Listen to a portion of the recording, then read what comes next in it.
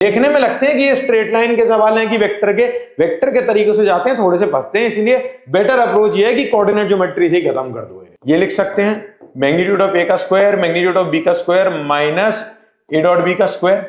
अब magnitude of A के लिए हमें चाहिए था ए स्क्वायर बी स्क्वायर, वो तो आ गया 5 है ना, तो √6 OA OB OC where O is the origin, ठीक है। If S is the parallelogram with adjacent sides OA OC, तो दो एरियाज का रेशियो चाहिए भाई। पैरेललोग्राम की अगर एडजेसेंट साइड ए वेक्टर और बी वेक्टर होती है तो एरिया क्या होता है ए क्रॉस बी, यानी नीचे क्या आएगा OA क्रॉस OC।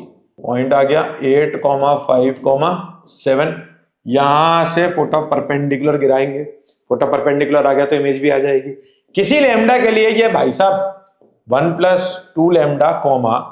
हेलो बच्चों, हमारे साथ 900 सवाल सीरीज में आपका स्वागत है एक बार फिर से। और आज का टॉपिक जो है बहुत ही इंपॉर्टेंट टॉपिक है, वेक्टर्स एंड 3D। ठीक है, जेईई मेन में इसके बहुत सवाल आते हैं और बहुत इजी सवाल आते हैं। तो इसके जो मेजर कॉन्सेप्ट्स है जिनसे क्वेश्चंस आते हैं, उन्हीं कॉन्सेप्ट्स में से कुछ कॉन्सेप्ट्स हम आज करेंगे, सो दैट हम जब जेईई मेन का एग्जाम देने जाएं तो हमारे प्राइमरीली सारे क्वेश्चंस हो जाएं।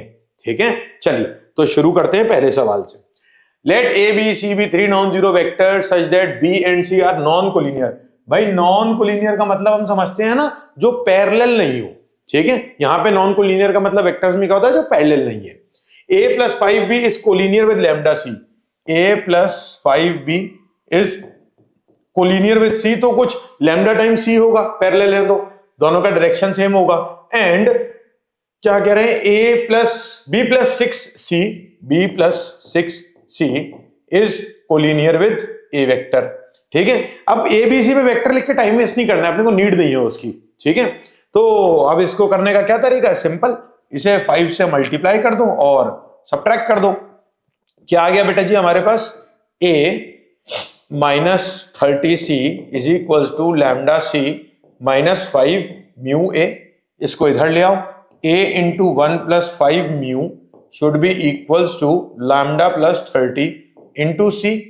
भाई a और c आपको क्या दे रखे हैं, नॉन कोलिनियर है ना, नॉन कोलिनियर है तो ये तो भाई हो ही नहीं सकता। इसको अगर मैं थोड़ा सा और रीअरेंज कर दूं, 1 + 5 μ माइनस लैम्डा + 30 × c बराबर 0। हमें पता है xa + yb = 0 अगर है और a और b नॉन कोलिनियर हैं तो x एंड y दोनों को 0 होना पड़ता है साइमल्टेनियसली। तो यहां से हमारे पास बेटा जी क्या आ गया, म्यू आ गया -1/5 एंड लैम्डा आ गया -30। लैम्डा को उठा के यहां पुट कर देते हैं और देखते हैं क्या आता है। a + 5b + 30c बराबर 0। तो अल्फा और बीटा की वैल्यू बेटा हमारे पास आ गई 5 और 30, आंसर हो गया 35। बात समझ आई क्या? ठीक है, तो कॉन्सेप्ट क्या था, कोलिनियर वेक्टर्स का कॉन्सेप्ट था। ठीक है, चलिए नेक्स्ट देखते हैं। Let O be the origin and position vectors of A and B be this and this internal angle bisector. देखो इंटरनल एंगल बाइसेक्टर पे खूब क्वेश्चन आए हैं। ठीक है, तो इसका कॉन्सेप्ट अच्छे से समझ लेना आप कि क्या होने वाला है इसमें। जैसे कि ये O है, ये A है और ये B है, आपसे इसकी बात कर रहे हैं वो इन वाले भाई साहब की, सच दैट की एंगल बाइसेक्ट हो जाए। ठीक है, तो इसमें आप हमेशा क्या किया करो, फटाफट से ना पहले साइड लेंथ देख लिया करो, सो दैट क्या पता कहीं ये मिड पॉइंट टाइप चीज ना हो। ओके, इस तरीके से हम देख लेते हैं। ये साइड लेंथ कितनी आ गई भाई, 3, और ये 16 + 16 + 4 आ गई 6। हमें ये मालूम है इंटरनल एंगल बाइसेक्टर का जो फुट होता है वो साइड लेंथ के रेशियो में डिवाइड करता है, यानी कि ये रेशियो क्या होगा बेटा जी, 1:2। डी के कोऑर्डिनेट्स निकाल लेते हैं जल्दी से, 2 2 6/3 2। सेक्शन फॉर्मूला लगा रहे हैं बेटा और कुछ नहीं कर रहे हैं ना, नॉर्मल सी बात है। 4 और 4 8/3। ठीक है भाई, और क्या आ रहा है हमारे पास, 4 और 2 फिर से 2 आ गया। ठीक है, अब क्या कह रहे हैं, हमसे मांगा क्या है, the length of OC OD। ठीक है, अपने को OD की लेंथ निकालनी है, अपन ने इसको D बोल दिया C की जगह। कितनी आ गई भाई, ये 4 + 4 + 64/9। ठीक है, 16 और कितना हो गया, 16 × 9 144 है ना। तो ये हमारे पास बेटा जी 208/9 का रूट आ गया है ना। हम 1/3 ले लेंगे और ये 208। ठीक है, 208 को हम कर लेते हैं डिवाइड वगैरह, क्या निकल के आने वाला है ये इवेंचुअली इससे पता पड़ जाएगी अपने को। क्या आ रहा है 208 को हम किससे डिवाइड कर लें, अगर हम 4 से इसे डिवाइड करते हैं तो 52 आएगा, 52 को फिर से 4 से डिवाइड करेंगे तो 13 आ जाएगा। ओ सॉरी सॉरी सॉरी, ये भाई सॉरी माय मिस्टेक, भाई सॉरी ब्रो, ठीक है ये 8 था, 72 प्लस 64, ठीक है, ओवर 9, ये कितना हो गया बेटा 136, 136 बाय 9 ये हो गया हमारे पास। और इवेंचुअली हमारा आंसर क्या आ जाएगा, अब इसमें हम देखें तो ये कितना लिखा हुआ है हमारे पास 1/3, तो बेटा यहां से आ गया, और इसको 36 136 को ऑप्शन चेक कर ले, 34 इंटू 4, 34 136 है ना, इंटू 2 इंटू √34, तो हमारा आंसर ये आ गया। अब देखो हमें गलती कैसे फटाफट दिखनी चाहिए भाई, ऑप्शन में कहीं √13 था ही नहीं, अब ना √13 बन रहा है, इसका मतलब कहीं ना कहीं कुछ सिली मिस्टेक हो गई होगी, ऐसे ही एग्जाम में होती है, ठीक है, तो ध्यान बहुत रखना है इस चीज का। चलिए नेक्स्ट, अच्छा फिर से एंगल बाइसेक्टर की बात हो गई, position vectors of vertices A B C, अच्छा तीनों vertices they the A B और सी, बना लेते हैं भाई।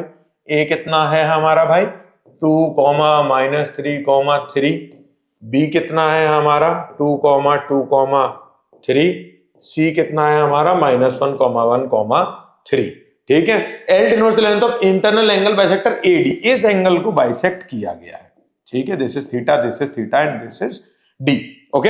अब मैंने जैसा कि बोला था लेंथ जरूर चेक कर लो, लेंथ कितनी आ रही है भाई, यहां से 5, मजा ही आ गया, यहां से कितनी आ रही है 9 और 16, यहां से भी आ गई 5 भाई, यानी कि ये दोनों बराबर, यानी कि इनके मिडिल पॉइंट से डी आ जाएगा, ठीक है, बहुत बढ़िया, यही मांगा है ना, लेंथ मांगी है इसकी सीधे, तो डी आ जाएगा, काम चल जाएगा।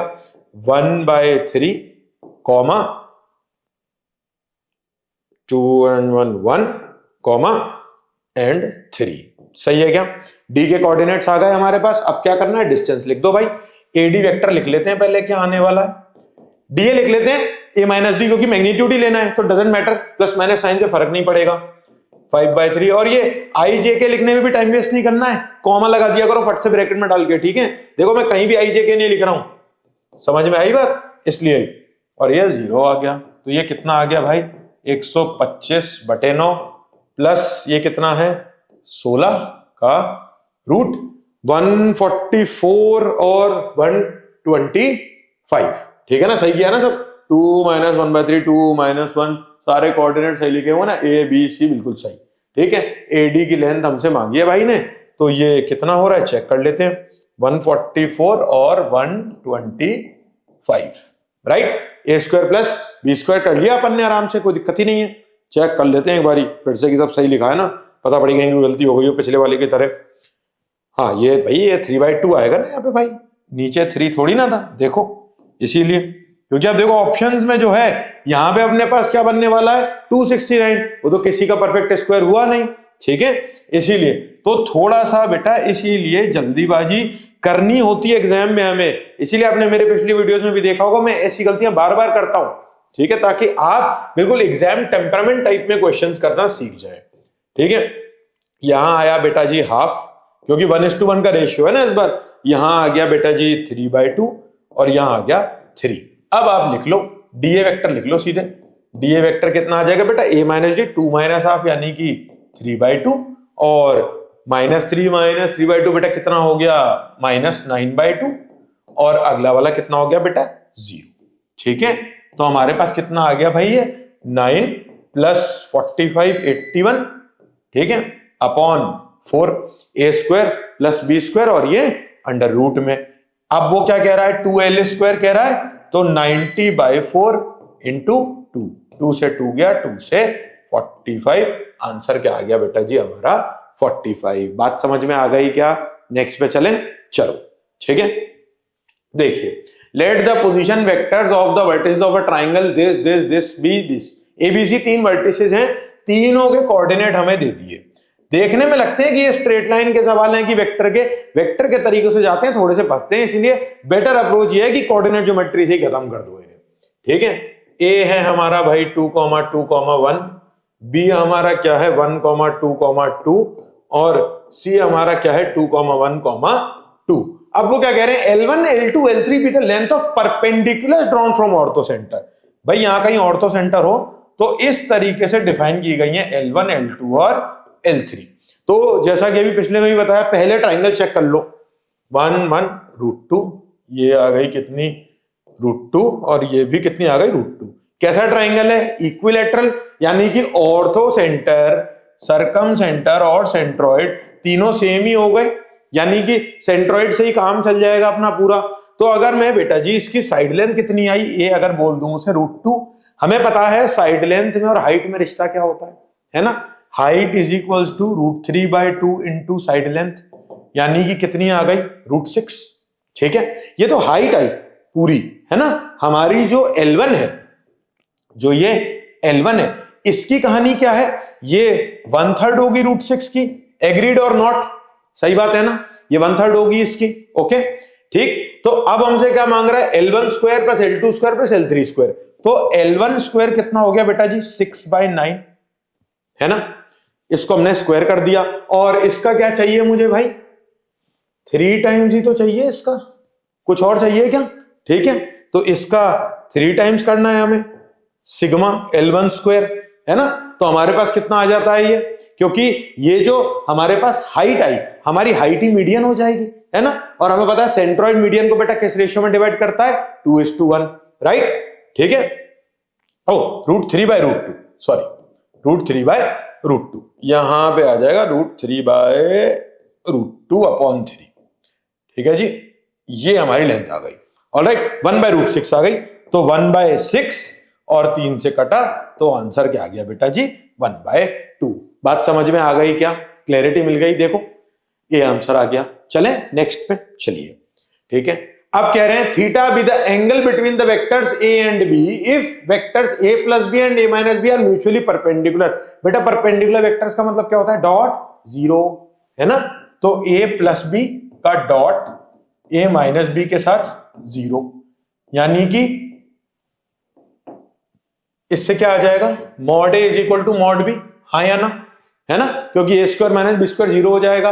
अब मॉड a का स्क्वायर भी मॉड b के स्क्वायर के बराबर हो जाएगा, 1 + lambda square + 9 is equal to 9 + 1 + 4।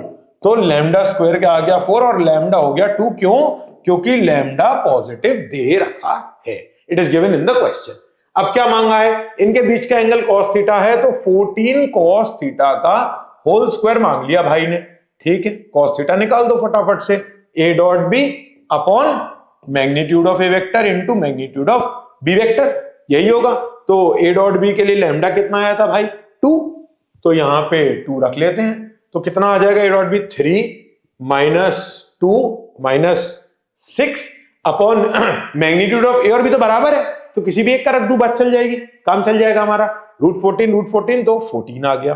ठीक है, तो 14 cos थीटा क्या हो जाएगा, दिस इंटू 14, यानी कि दिस इंटू 14। ये गए 8 में से 3 गया 5 माइनस का और इसका स्क्वायर, तो आंसर क्या आ गया बेटा जी हमारा 25। बात समझ में आ गई क्या। ठीक है, सिंपल सिंपल सवाल, देख लो ईयर देख लो कौन सा है, ऐसा नहीं है सारे क्वेश्चन टफ आते हैं। ठीक है, बहुत आसान आसान क्वेश्चंस भी आते हैं। ए वेक्टर कोई वेक्टर है i + अल्फा j + बीटा के, बी वेक्टर कोई वेक्टर है, ए और बी के बीच का एंगल दे दिया π/4, पहली चीज तो। ठीक है, और बी का मैग्नीट्यूड भी दे दिया। अब भाई ए और बी के बीच के एंगल को मैं ये लिख सकता हूं, mod magnitude of B into cos theta is equals to a dot B. ठीक है, a डॉट बी कितना हो जाएगा भाई, चेक कर लेते हैं, बी कहां है, बी गिवन नहीं है अभी। ठीक है, लेकिन a डॉट बी दे रखा है 3√2 is equals to 1 + alpha square plus beta square का अंडर रूट इंटू बी का मैग्नीट्यूड भी दे रखा भाई ने √6 इंटू cos थीटा कितना हो जाएगा 1/√2। ठीक है, ये यहां पहुंचा तो 6 बना और ये √6 है, तो eventually √6 is equals to root of 1 + alpha square plus beta square हो जाएगा। तो alpha square plus beta square कितना हो गया बेटा जी 5, रख लो साइड में, काम आएगा। ठीक है, मांगा क्या है, alpha square plus beta square into, ठीक है, तो ये वाली चीज तो आ गई 5। अब सर ये आ जाए तो मजा आ जाए, याद करो लेग्रांजेस आइडेंटिटी, है ना, magnitude of A cross B चाहिए, तो इसको हम ये लिख सकते हैं मैग्नीट्यूड ऑफ ए का स्क्वायर मैग्नीट्यूड ऑफ बी का square minus A dot B का स्क्वायर। अब मैग्नीट्यूड ऑफ ए के लिए हमें चाहिए था A square plus B square, वो तो आ गया 5 है ना, तो √6 ये 6 ही हो गया, फिर से ये भी 6 हो गया। ये कितना दे रखा है बेटा 3√2 18, तो ये कितना आ गया 18। तो आंसर क्या हो गया 5 × 18 विच इज 90। समझ आई क्या बात? क्वेश्चन टफ नहीं था, बस 2-3 चीजें करवा ली हैं तो बहुत माइनर सा लेंदी हुआ है और कुछ थोड़ी ना। चलिए नेक्स्ट, अब क्या कह रहे हैं, let a vector unit vector which makes an angle 60 with this and an angle of 45 this and C vector को बोल दिया कुछ। ठीक है भाई, तो हम मान लेते हैं ai plus bj plus c, क्या ही मान लेते हैं, कोई दिक्कत नहीं है, is equal to C vector. तो पहला रिलेशन तो ये आ गया a square plus B square plus C square equal to 1, ठीक है, with i 2i plus 2j minus k के साथ उसका एंगल कितना है 60, ठीक है। तो 2a plus 2b minus c, इसका मैग्नीट्यूड तो खुद का 1 है ना, उसका मैग्नीट्यूड कितना बेटा 3, 1.3.1/2, ये सेकेंड रिलेशन, ठीक है। फिर नेक्स्ट वाला क्या है, i माइनस k के साथ यानी कि a minus c is equal to 1.√2.1/√2। अब आपके पास 3 इक्वेशन और 3 वेरिएबल, ठीक है, इस पे आपको करनी है मेहनत, क्योंकि देखो एग्जाम कौन से क्वेश्चन कौन से ईयर का है, 2024 का ही, लेंदी, सिर्फ लेंदी, कहीं से भी टफ नहीं, ठीक है। अब आप इसे आराम से शांति से 3 इक्वेशन 3 वेरिएबल को यूज कर लीजिए, कोई चालाकी नहीं लगनी वाली है इसमें किसी भी तरह की। ए आपके पास सी के टर्म्स में आ गया, पुट कर दो, बी आपके पास सी के टर्म्स में आ गया, पुट कर दो, सी आ जाएगा, फिर बी आ जाएगा, फिर ए आ जाएगा, और कोई कलाकारी नहीं है, ठीक है। इसका आंसर आप खुद निकाल लीजिएगा, मेहनत करके आ जाएगा। ये क्वेश्चन लेने का रीजन सिर्फ यही है बेटा कि हर क्वेश्चन इतना इजी नहीं होता और हर क्वेश्चन इतना टफ नहीं होता, एंड सबसे इंपॉर्टेंट हर क्वेश्चन एक लाइन का नहीं होता और हर क्वेश्चन लंबा नहीं होता। ये लेंदी वाला है, इसके पीछे आपको छोटे वाले भी बहुत दिखा दिए, ठीक है। चलिए next, consider a triangle ABC। अच्छा भाई कर लेते हैं कंसिडर, क्या कह रहे हैं कंसिडरेशन के बाद, a कितना है 1 3 2, b कितना है -2 8 और 0, c कितना है भाई 3 6 और 7। If the angle bisector of angle BAC को फिर एंगल बाइसेक्टर, जब देखो एंगल बाइसेक्टर के पीछे ही पड़ गए हैं पूरी तरह। Length of projection of AD on AC, भाई प्रोजेक्शन का फॉर्मूला क्या होता है, AD का प्रोजेक्शन AC पे लेना है तो ऐसे लेंगे, है ना, राइट, ठीक है। तो D आ जाए तो काम चल जाएगा, क्योंकि AC वेक्टर तो लिखा ही हुआ है। D निकालते हैं, देखते हैं क्या होता है, जो सीखा था अभी 3 और 5 और 4, है ना, यानी कि 25 और 9 और 4 रूट में, रूट 38 टाइप्स, और ये कितनी है 2 3 और 5, मजे आ गए, ये भी रूट 38, यानी कि फिर वही कहानी, ये दोनों बराबर हो गई, आइसोसेलेस ट्रायंगल है तो ये फिर बाइसेक्ट हो जाएगा, 1:1 का रेशियो। तो डी के कोऑर्डिनेट्स निकाल लेते हैं फटाफट से, 1/2, 7, 7/2, ठीक है। अब एडी वेक्टर लिख देता हूं फटाफट से, ठीक है, डी लिख लेते हैं, क्योंकि प्रोजेक्शन चाहिए फिर से मैग्नीट्यूड, तो कोई प्रॉब्लम नहीं है। डी वेक्टर कितना हो जाएगा हमारे पास, हाफ, -4, -3/2, ठीक है। एडी वेक्टर आ गया हमारे पास, और एसी वेक्टर लिख लेते हैं फटाफट से। एसी वेक्टर क्या कह रहा है हमारे पास, 2, 3, 5, ठीक है, इनका डॉट लेना है। साइड लेंथ तो पहले ही मालूम है, एसी का मैग्नीट्यूड नहीं लेना पड़ेगा, रूट 38 यानी है ना, तो नीचे तो फटाफट से लिख दो रूट 38, और ऊपर देखते हैं क्या आता है, डॉट लेंगे तो 1 -12 -15/2, तो 11 -15/2, 11 22, 37/2 रूट 38 आता है क्या आपका भी मेरी तरह, है ना, बता दो जल्दी से, कहां है भाई ये ऑप्शन, बहुत बढ़िया, मैच भी हो गया। मैग्नीट्यूड लेना है ना बेटा, प्रोजेक्शन में प्लस माइनस मैटर नहीं करता, ठीक है। चलिए नेक्स्ट पे चलते हैं। नेक्स्ट क्या कह रहा है, ABCD are the vertices of a quadrilateral. भाई जब स्ट्रेट लाइन करते थे तो क्वाड्रिलेटरल का एरिया कैसे निकालते थे, 2 ट्राइंगल में बना के, लेकिन वेक्टर्स में हमने क्या सीख लिया, हाफ D1 क्रॉस D2 का मैग्नीट्यूड। ABCD ऑर्डर में है अगर कोई फिगर ऐसी, ए बी सी और डी, तो ये दोनों डायगोनल होगा, यानी कि हाफ ए सी क्रॉस बी डी लिख दूं, आंसर आ जाएगा उससे भी। ठीक है, चलो ए सी लिखते हैं पहले। ए सी कितना आता है हमारे पास, -1, 1 और 2। ठीक है, बी डी लिख देते हैं, कितना आता है हमारे पास 5/3 -5/3 और -2/3, राइट। 5/3 -5/3 -2/3। ठीक है, क्रॉस कैसे लेते हैं हमें याद है, आई जे के, फटाफट से ले लेते हैं।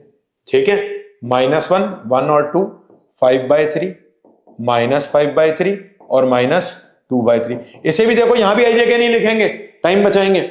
ये गया -2/3 प्लस 10/3, तो भाई आ गए 8/3। ठीक है, फिर जे पे आए 2/3 माइनस, ये भाई साहब भी 8/3 आ गए। ठीक है, राइट। के वाले भाई साहब तो 0 ही हो गए, तो 0 हो गया। ठीक है, अब इसका क्या लेना है बेटा हमें, मैग्नीट्यूड। ठीक है, हाफ इधर आ गया और ये कितना है, अंडर रूट में 64 इंटू 2/3। ठीक है, 64 से हमारे पास क्या आ जाएगा बेटा, बाहर 8 आ जाएगा, तो हाफ इंटू 8 इंटू √2/3, कट कुट कट 4√2/3। देख रहे हो कितने छोटे से कॉन्सेप्ट पे सवाल आया। क्या था इस क्वेश्चन में, सिर्फ एक क्रॉस निकालना है 2 वेक्टर लिखने के बाद। ठीक है, चलिए नेक्स्ट पे आते हैं। OA, OB, OC, where O is the origin। ठीक है, if S is the parallelogram with adjacent sides OA, OC, तो दो एरियाज का रेशियो चाहिए। भाई पैरेललोग्राम के अगर एडजेसेंट साइड ए वेक्टर और बी वेक्टर होती है तो एरिया क्या होता है, ए क्रॉस बी, यानी नीचे क्या आएगा, OA क्रॉस OC। ठीक है, का magnitude, okay no problem, magnitude देख लेंगे।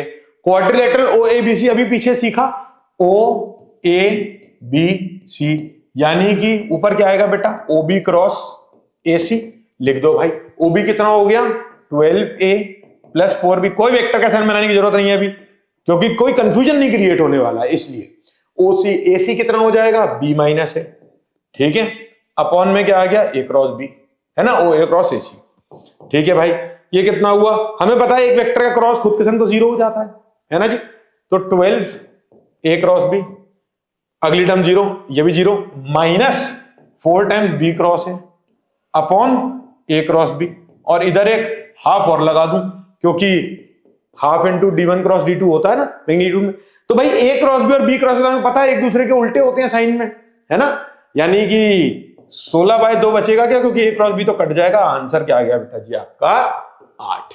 समझ आ गई क्या बात, क्लैरिटी है। चलिए नेक्स्ट, अब क्या कह रहे हैं, shortest distance between the lines. देखो भाई, आपको स्क्यू लाइंस का कॉन्सेप्ट पता है ना, पहली लाइन पे पॉइंट मार्क करो, बिल्कुल आराम से हौले हौले करेंगे इसको, क्योंकि ये इन क्वेश्चंस में होती है गड़बड़, क्योंकि यहां आती है कैलकुलेशन 4 - 11 और 5।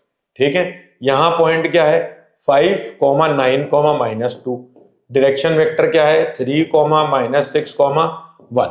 ठीक है, अगर ये A है, ये B है, ये P है और ये Q है, तो आंसर क्या होता है बेटा, A - B dot P cross Q upon magnitude केवल बेटा P क्रॉस Q का है ना, P और Q का अलग अलग नहीं, P क्रॉस Q का, राइट, कॉमन नॉर्मल का। ये फॉर्मूला में मालूम है, कुछ नहीं है, सिंपल करते जाओ बस, इसमें से इसको घटा दो, कितना आएगा 2, 16, -3। ठीक है, ये तो डायरेक्शन वाला हो गया A और A माइनस B। ठीक है, इसका प्रोजेक्शन नॉर्मल पे लेना है, उसके लिए क्रॉस कर लेते हैं, क्रॉस लिख देते हैं यहाँ पे I, J और K।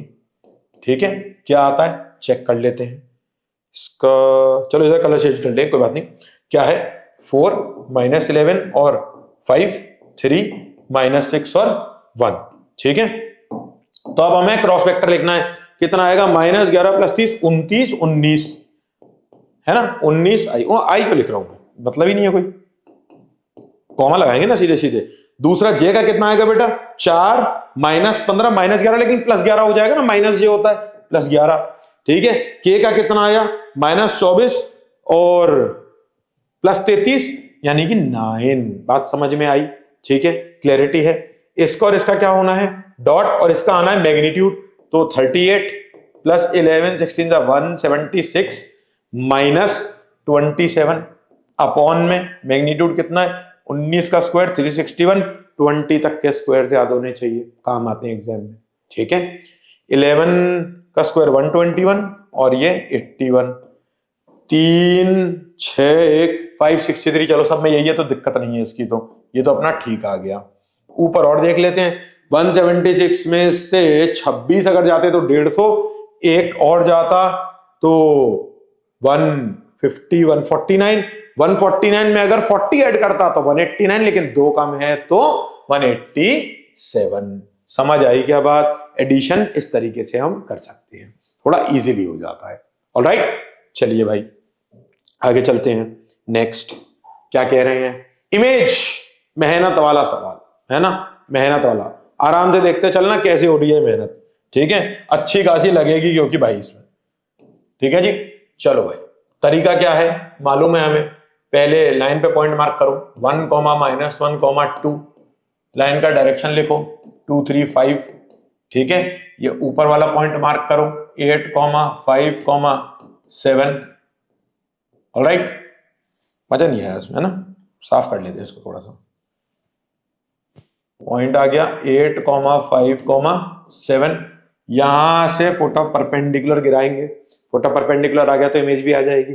किसी लैम्डा के लिए ये भाई साहब 1 + 2 लैम्डा कॉमा -1 + 3 लैम्डा कॉमा, इसे ए नाम दे दो, इसे डी नाम दे दो और इसे पी नाम दे दो, ठीक है। और 2 + 5 लैम्डा होगा, इतनी तो हमें वेक्टर्स आती है, राइट, ठीक है। तो AD डॉट P 0 होगा, है ना, इक्वल टू 0, ठीक है। तो अब देखो AD फिर से हम स्मार्ट तरीके से लिख देंगे फटाफट से, 7 - 2 लैम्डा कॉमा, ऊपर से क्या आया 6 - 3 लैम्डा कॉमा, क्या आया 7, 5 - 5 लैम्डा, ठीक है। इसका डॉट किसके साथ होना है 2, 3 और 5, ज्यादा टेंशन नहीं लेना। 14 - 4 lambda plus 18 - 9 lambda plus 25 - 25 lambda बराबर 0। 14, 18, 32, 20, 57 इज इक्वल टू 4, 9, 13, 13, 25, 38 लैम्डा। देखो लैम्डा बढ़िया सा आ गया, बहुत अच्छा नहीं है बट ठीक है, कुछ तो आया। 3/7 टाइप से तो बहुत ही अच्छा है, ठीक है जी, समझ आ गई बात। थोड़ा बॉक्स अच्छा बना देते हैं, लीजिए और लीजिए, ठीक है। लैम्डा आ गया, अब लैम्डा आ गया इसका मतलब ये वाला पॉइंट आ गया, पुट कर देते हैं लैम्डा को, ठीक है, आराम से। ये वाले पॉइंट के कोऑर्डिनेट्स क्या हो जाएंगे 4, 3, 9/2, 7/2, 2 + 15/2, 19/2, ठीक है। अब अगर इमेज यहां कहीं होती अल्फा बीटा गामा, है ना, तो alpha + 8/2 should be equal to 4, right. Alpha क्या आ गया 0, ठीक है, कोई दिक्कत नहीं है। Beta + 5 is equal to 7/2, beta कितना आ गया 2, बंद करो फटाफट, ठीक है। गामा + 19/2 इज इक्वल टू कितना है 7, ठीक है। Gamma + 19/2 is equal to, gamma + 7/2, ये आएगा gamma + 7/2 is equals to 19/2। Gamma कितना आ गया बेटा 14। अब मांगा क्या है अल्फा + बीटा + गामा, आंसर कितना आ गया 14, ठीक है, 12, है ना। तो 12 + 2 14 आ गया। बात समझ आ गई क्या? ये इसका प्रोसेस है, आप ये देख लीजिए, इसको इतने ही शॉर्ट में आप भी कर सकते हैं। कॉन्सेप्ट क्या है, बस ये पॉइंट लिखते आना चाहिए डी वाला, और उसके बाद AD डॉट P 0 करना है। लैम्डा आ गया, फिर तो मजे ही मजे, ठीक है। चलिए, distance of a point from the line along the line.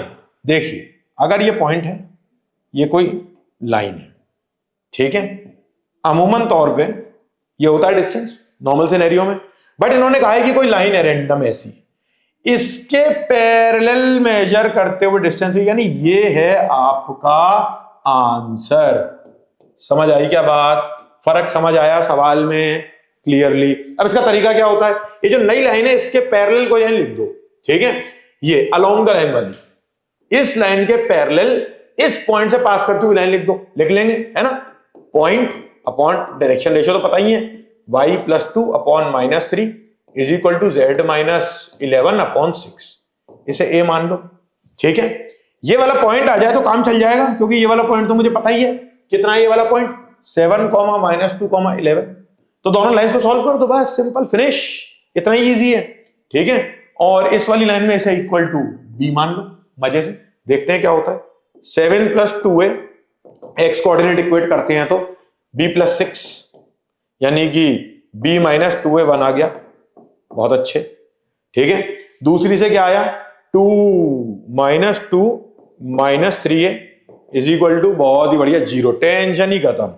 a आ गया भैया माइनस 2, a आ गया तो पुट कर दो, b आ गया माइनस 3, मजे ही आ गए, पॉइंट आ जाएगा फटाफट से ना, a आ गया b आ गया, पॉइंट निकाल लेते हैं फटाफट से। ये वाला पहला कोऑर्डिनेट किससे निकाल ले, a से निकाल लेते हैं। 7 प्लस 2a यानी कि 3, ठीक है, माइनस 2 माइनस 3a यानी कि 4, 11 माइनस 6a यानी कि माइनस 1। अब इनकी दूरी लिख दो डिस्टेंस फॉर्मूले से, 16 प्लस 36 प्लस 144, 180 और 16, अरे मजे आ गए, 14। समझ आई क्या बात? कॉन्सेप्ट समझना इंपॉर्टेंट है, क्वेश्चन इतना लेंदी नहीं था, क्वेश्चन तो 2 लाइन का है, बस लाइन सॉल्व करो, पॉइंट निकालो, डिस्टेंस फॉर्मूला लगना है, बट फील आनी चाहिए आपको कि क्या हो रहा है। ठीक है, चलिए next, let the line L intersect the lines this this and this. ठीक है भाई, कोई लाइन L होगी, कोई ये एक लाइन है, कोई ये दूसरी लाइन है, ये है L, इसे P पे भिड़ रही है, इसे Q पे भिड़ रही है। ठीक है भाई, और इस लाइन के पैरेलल है, तो उस लाइन पे पॉइंट कौन सा हो सकता है? तो भाई पहले लाइंस को सिमेट्रिकल फॉर्म में देख लेते हैं, लिखा है कि नहीं। पहली वाली क्या हो गई भाई, is equal to y upon minus 1 is equal to z minus 1 upon 1। ठीक है, अगली क्या हो गई, x plus 1 upon half is equal to y minus 1 upon half is equal to z plus 1 upon 1। ठीक है, फिर वही करते हैं, इसे a मान लेते हैं, इसे b मान लेते हैं, तो p और q के कोऑर्डिनेट्स देख सकते हैं हम। ठीक है, 2 प्लस a कॉमा भाई क्या आ जाएगा, minus a comma 1 plus a, है ना, और इधर क्या आ जाएगा, यहां पे minus 1 plus b by 2 comma 1 plus b by 2 comma minus 1 plus b। ठीक है, ये आ गए हमारे पास, कोई दिक्कत? अब PQ के जो डायरेक्शन रेशियोज होंगे वो क्या इसके प्रोपोर्शनल होंगे, हाँ या ना? क्योंकि वो जो लाइन है जिसपे ये 2 पॉइंट आ चुके हैं मेरे पास बेटा, P और Q, वो लाइन इस लाइन के पैरेलल है ना, तो P और Q के डायरेक्शन रेशियो लिख लेते हैं कि जिस डायरेक्शन में ये लाइन भाग रही होगी, है ना, 3 plus a minus b by 2, दोनों पॉइंट्स के डिफरेंस से, minus a minus 1 minus b by 2 comma 2 plus a minus b। ठीक है, ये हमारे पास आ गया। अब ये जो डायरेक्शन रेशियो बेटा, ये 3:1:2 के प्रोपोर्शनल होंगे, हाँ या ना, है ना, यानी कि this by 3 is equal to this by 1 is equal to this by 2। Yes, इन दोनों को मल्टीप्लाई कर दो, 3 plus a minus b by 2 is equals to minus 3a, minus 3 और माइनस 3b बाई 2। क्या रिश्ता आता दिख रहा है, 4a plus b is equal to minus 6। रख लेते हैं, ठीक है, इन दोनों को सॉल्व कर लेता हूं, माइनस 2a और minus 2 minus b is equal to 2 plus a minus b। अरे वाह, मजे आ गए, है ना, 3a बराबर माइनस 4, a आ गया माइनस 4 बाई 3। ठीक है, एक ही पॉइंट से काम हो जाएगा हमारा। तो हम लाइन लिख लेते हैं फटाफट से, इससे पॉइंट लिख लेता हूं पहले, यहां पे कितना आने वाला है, माइनस प्लस 2 बाई 3 कॉमा हमारे पास अगला क्या आने वाला है, 4 बाई 3 कॉमा माइनस 1 बाई 3। तो अब जो हमारी लाइन है वो हम ऐसे लिख सकते हैं, x minus 2 by 3 upon 3 is equal to y minus बेटा जी 4 by 3 upon 1 is equal to z plus 1 by 3 upon 2। अब चारों जो ऑप्शन है सब में x की वैल्यू माइनस 1 बाई 3 है, इज इक्वल टू लैम्डा मान लेते हैं, पुट कर दो माइनस 1 बाई 3, तो लैम्डा कितना आ गया, minus 1 by 3 from x coordinate, हाँ या ना? ठीक है, अब इस लैम्डा के करस्पॉन्डिंग अगर इस लैम्डा के करस्पॉन्डिंग हमने y और z निकाल लिया तो हमारा काम चल जाएगा ना। ठीक है, तो पुट कर देते हैं, y कितना आया बेटा 4 बाई 3 माइनस 1 बाई 3 यानी कि 1, और z कितना आया हमारे पास बेटा माइनस 1 बाई 3 और माइनस 2 बाई 3 यानी कि माइनस 1। तो x कोऑर्डिनेट हुआ -1/3, y कोऑर्डिनेट हुआ 1 और z कोऑर्डिनेट हुआ -1। तो हमारा बेटा जी इसका आंसर क्या आ गया? सी। बात समझ में आ गई? ठीक है, चलिए नेक्स्ट क्वेश्चन पे। ठीक है, let alpha beta gamma be the image of the point this in the line x - 0/1। फिर इमेज निकलवा दी। छी, चलो बड़ी मेहनत करते हैं, लेकिन कोई बात नहीं, करनी तो पड़ेगी। देखिए मैं इसमें आपको तरीका बताएंगा और आप इसे सॉल्व करेंगे, क्योंकि इमेज मैं निकलवा चुका हूं। ठीक है, इस लाइन का डायरेक्शन 1, 1, -1। ठीक है, लाइन पे जो पॉइंट है 0, 3, 1, राइट। ठीक है बेटा जी, Q पॉइंट है 3, -3, 1।